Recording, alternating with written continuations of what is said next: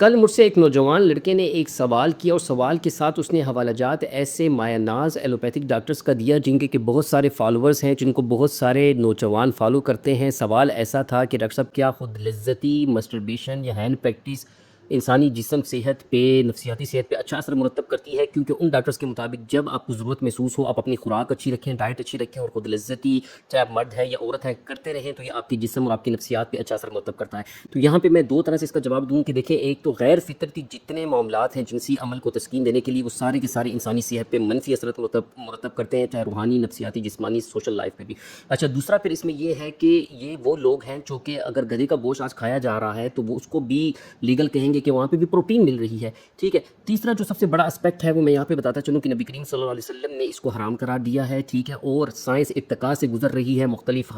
Positive negative چیزیں ہوتی رہتی ہیں، لیکن آپ یقین جانیں کہ سائنس کل کو اس کو بھی ثابت کرے گی اور اس کی گواہی دے گی کہ نبی کریم صلی اللہ علیہ وسلم نے جو فرمایا وہ حق اور سچ تھا اور یہ عمل غلط ہے۔